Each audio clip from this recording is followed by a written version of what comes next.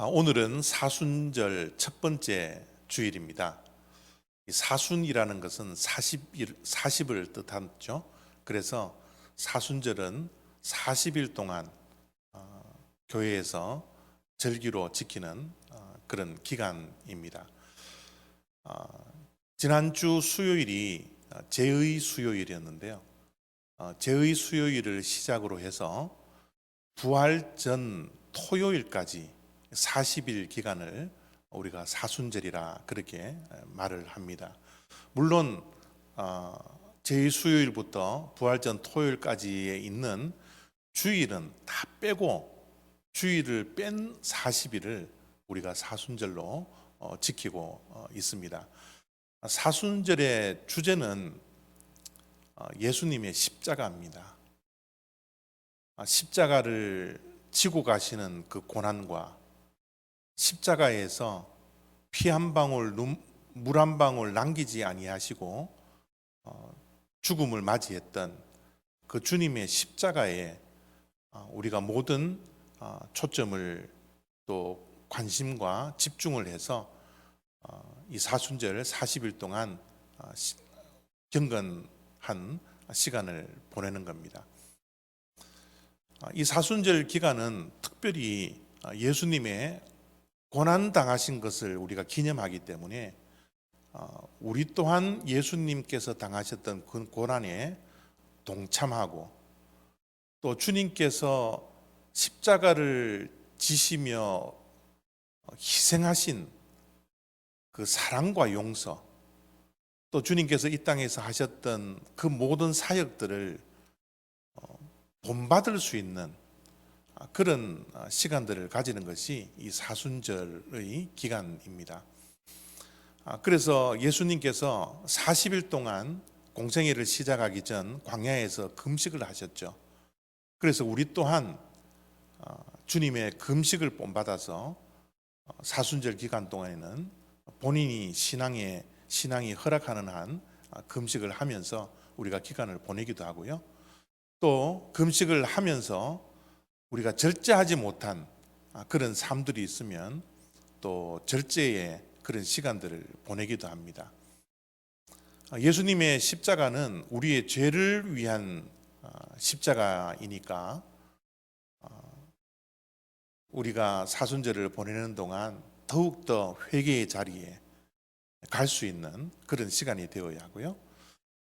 십자가를 생각할 때마다 우리를 위해서 헌신하고 희생하셨던, 정말 생명을 아끼지 않고 우리를 사랑하셨던 그 희생, 그 사랑, 또 용서받지 못할 우리들인데 끝까지 죽음으로 우리를 용서하셨던 그 주님의 그 사역, 그것을 본받아서 우리 또한 이웃을 위해서 좀 더 희생하고 좀 더 헌신하며 또 마음속에 품고 있는 용서하지 못한 그런 사람이 있다면 우리가 이 사순절 기간을 보내면서 용서할 수 있는 그런 시간들을 보내는 것이 이 사순절 기간입니다.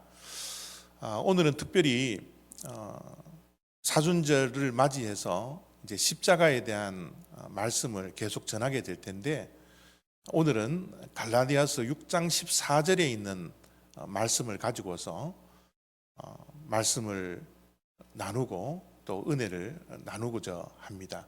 갈라디아서 6장 14절 말씀입니다. 그러나 내게는 우리 주 예수 그리스도의 십자가 외에 결코 자랑할 것이 없으니 그리스도로 말미암아 세상이 나를 대하여 십자가에 못 박히고 내가 또한 세상을 대하여 그러하니라.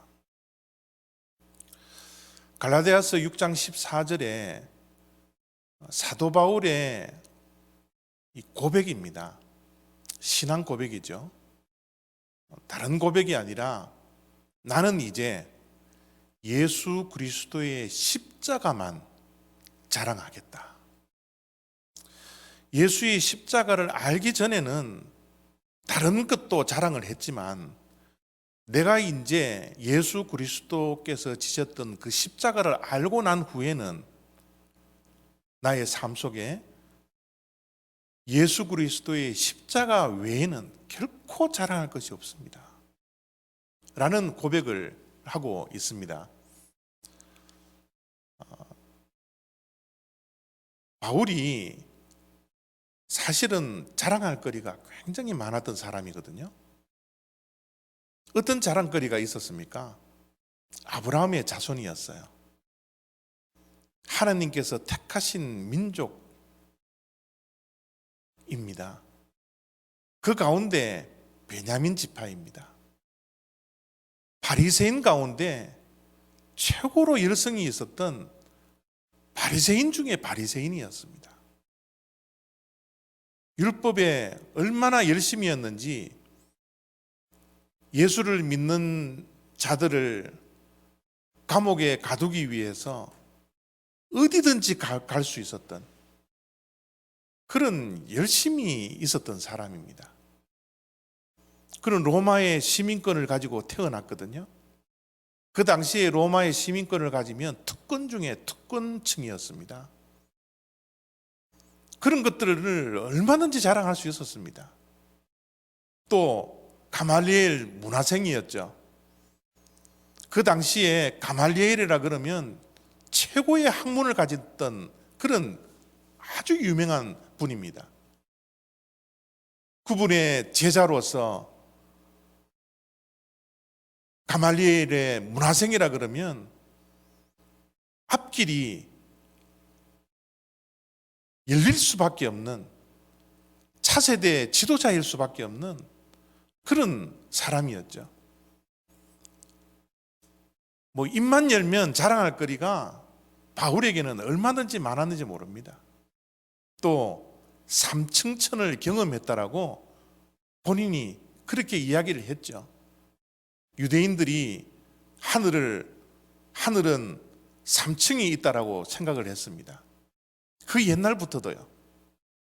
1층은 우리가 보는 하늘, 그 위에 2층은 하늘을 넘어선 대기권을 넘어선 우주, 그 우주를 넘어선 3층에는 하나님이 계시는 천국, 하늘나라가 있었다라고 그 유대인들은 그렇게 믿고 그렇게 생각을 했었습니다.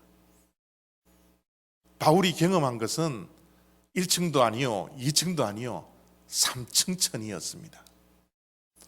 여러분, 우리가 우주에 한번 갔다 왔다라고 가정을 해보면 우리가 만나는 사람들마다 이 자랑하지 않을까요? 나는 우주에 갔다 왔다고.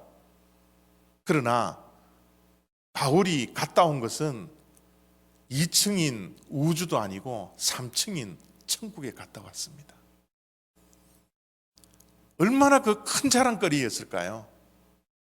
그러나 사도 바울은 이 모든 자랑거리를 이제 자랑하지 아니하고 나는 오직 예수 그리스도가 지셨던 그 십자가만을 자랑하겠다라고 갈라디아서 6장 14절에 고백을 하고 있는 내용입니다. 자랑은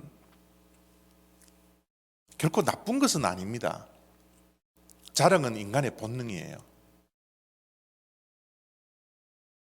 특히 요즘은 자기 PR 시대지 않습니까? SNS를 보면 대부분 자랑거리를 올려놓습니다. 요즘은 자랑거리를 올려놓으면 그것을 손가락질하지 아니하고 우리가 공감을 합니다. 함께 공감을 하며 좋아요도 눌리고 사랑한다라는 표시도 하고 그런 시대에 우리가 살고 있지 않습니까? 자랑은 결코 이 시대에 나쁜 것이 아닙니다. 우리 또한 자랑할 것 하나씩은 다 있지 않습니까?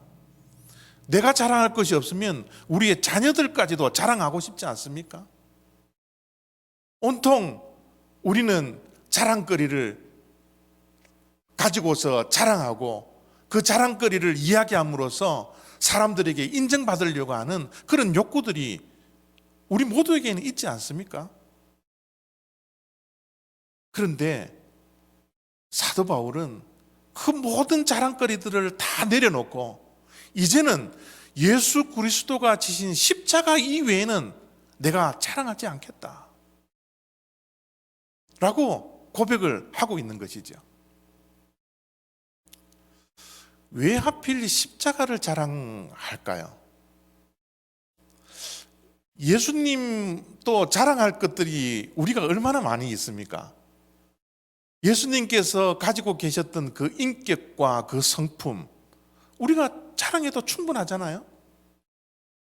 또 예수님은 하나님이신데 인간의 몸을 입고 오신 분입니다. 예수 그리스도의 출생을 우리가 자랑할 수 있잖아요. 이 땅에 살아가는 동안 그 예수님께서 하셨던 그 사역들, 기적들, 얼마나 우리가 자랑할 것이 많나요? 특별히 예수님을 자랑할 때는 부활을 자랑하면 안 됩니까? 죽은 자 가운데서도 3일 만에 무덤을 깨시고 일어나셨던 그 부활의 사건, 예수님 자랑하면 그 부활을 자랑해도 되잖아요. 근데 왜 사도 바울은 다른 자랑들 다 내려놓고 예수님의 십자가만을 내가 자랑하겠다고, 십자가를 자랑한다라고 그런 고백을 하고 있을까요? 왜 사도 바울이 십자가 이외에 자랑하지 않겠다라고, 십자가만을 자랑하겠다라고 십자가를 자랑하는 그 이유를 14절 속에 그대로 이렇게 기록해 놓았습니다. 14절을 다시 읽습니다. 그러나 내게는 우리 주 예수 그리스도의 십자가 외에 결코 자랑할 것이 없으니 그리스도로 말미암아 세상이 나를 대하여 십자가에 못 박히고 내가 또한 세상을 대하여 그러하니라. 말이 조금 어렵죠? 저 말을 분명히 이해하시겠습니까? 세상이 나를 대하여 십자가에 못 박히고 내가 또한 세상을 대하여 그러하니라. 몇 번 반복해서 읽어도 참 이해가 안 되는 그런 번역입니다. 그런데요, 저 말을 한마디로 말씀을 드리면 이 말씀입니다. 예수 그리스도가 십자가에 못 박혀 죽으시는 것으로 말미암아 그때 예수님이 십자가에 못 박혀 죽으실 때 세상이 예수님을 못 박은 것처럼 나도 십자가에 못 박았고, 그래서 예수님이 십자가에서 죽으신 것처럼 나도 십자가에 못 박혀 죽었고, 그것으로 끝나는 것이 아니라 나 또한 이 세상을 예수 그리스도가 십자가에 못 박을 때 세상을 못 박아버렸다고. 그래서 십자가만을 자랑한다라고 그 이유를 말씀하고 있는 내용입니다. 십자가는 어떤 자리입니까? 예수님도 죽고 나도 죽고 세상도 죽는 죽음의 장소예요. 모든 것이 끝나는 장소입니다. 죽음의 장소, 십자가는 아무런 소망이 없는 절망의 자리입니다. 그라운드 제로의 자리입니다. 더 이상 물러설 곳도 없는 마지막 그 끝 지점, 그것이 십자가라는 거예요. 예수 그리스도께서 십자가에 못 박혀 죽으실 때 저도 죽었고 사도 바울도 죽었고 세상도 죽었고 여러분들도 모두가 죽는 그 현장이 바로 십자가라는 사실입니다.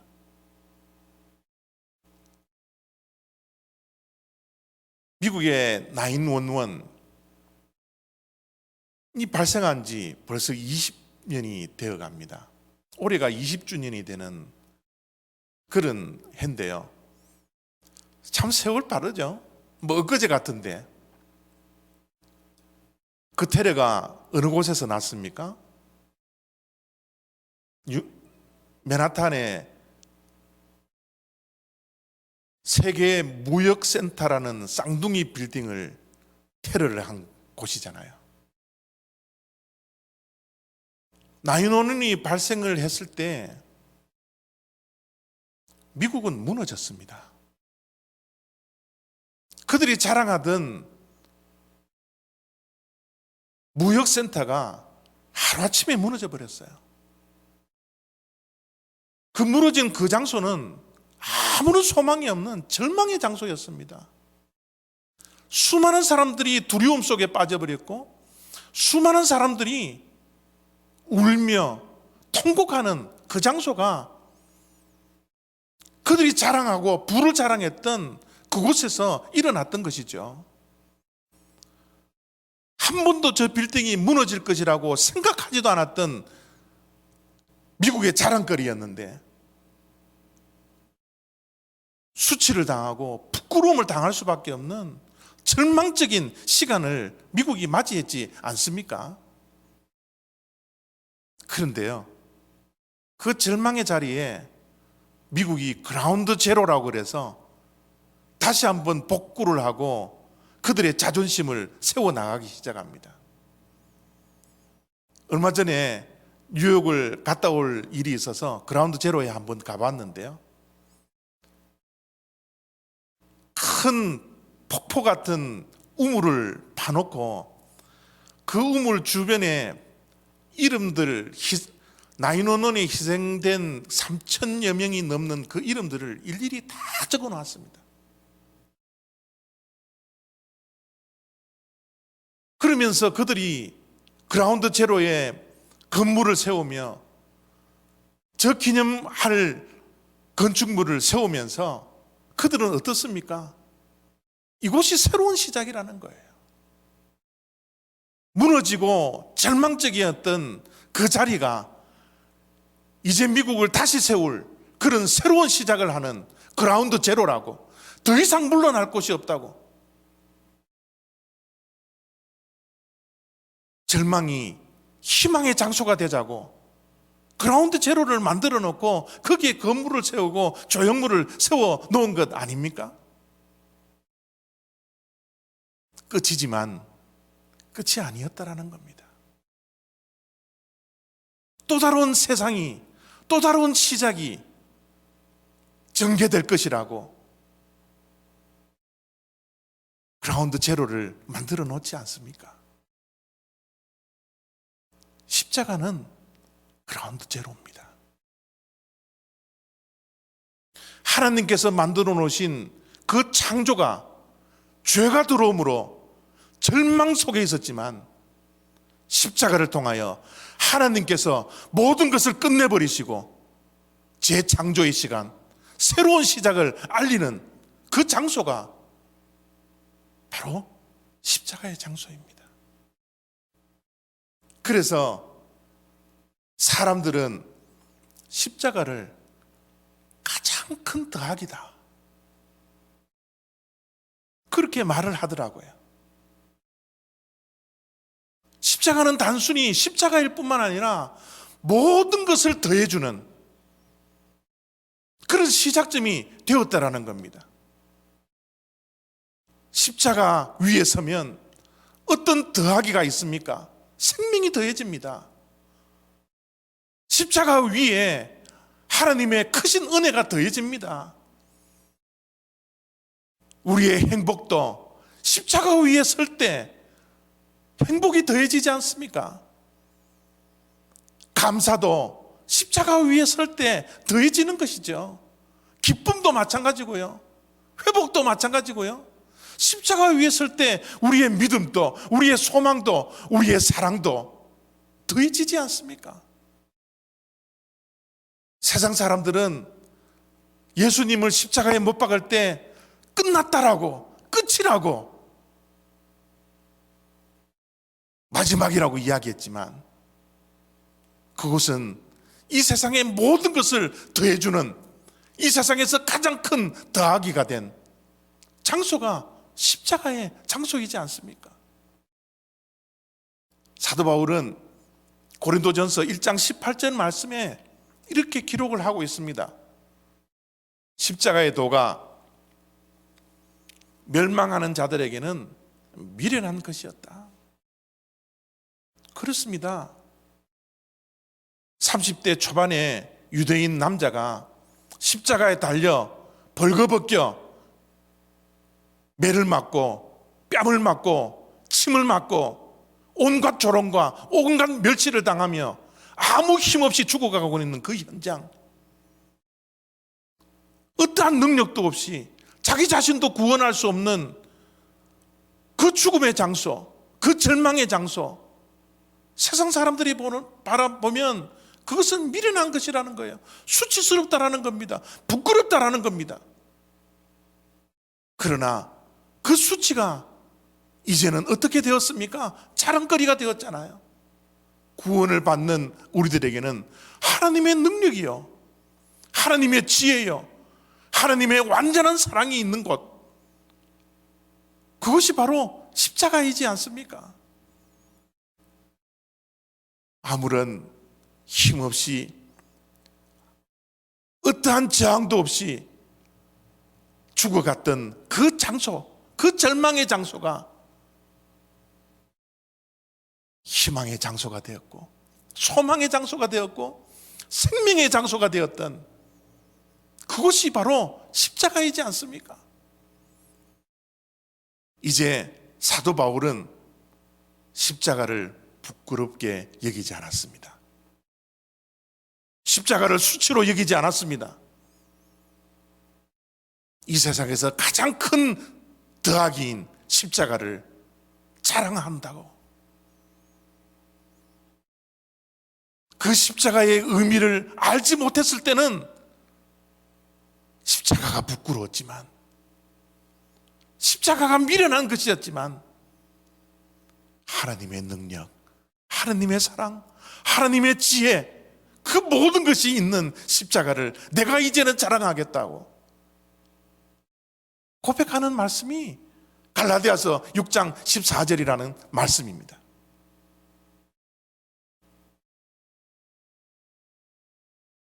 우리는 과거가 다 있습니다.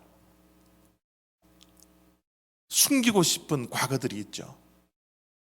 물론 기쁘고 자랑할 과거들도 있지만 대부분은 우리는 숨기고 싶은 것, 남이 알아서는 안 되는 그 비밀들, 그 과거들을 우리는 갖고 살아갑니다.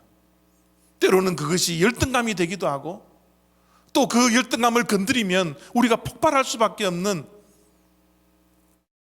그 아픈 상처들, 숨기고 싶은 과거들이 있습니다.